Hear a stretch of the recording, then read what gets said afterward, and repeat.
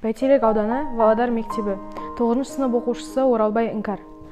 Шәкәрім Құдайбердіұлы, қош жұртым. Шарлайсың, ойым шарлайсың, алыстан мені барлайсың. Таяу тұр ажал алдыңда, сарынға салып сарнайсың. Мақсұтың не ендігі?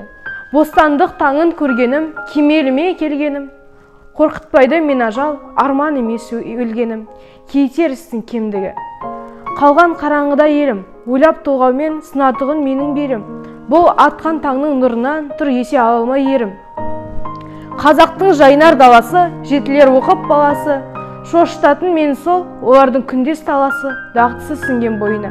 Тастаңдар, күндесі мақтанын, көрген соң таңның атқанын, ел бастайтын жастарым, жөн емес жай жатқаның, нұр құймай елдің ойына. Баста адал жолға елді, еңбек жанатын заман мынау, ерлерім келді. Қош, арманым жоқ, жұртым, жасарсаң, мен сапар шегеменді.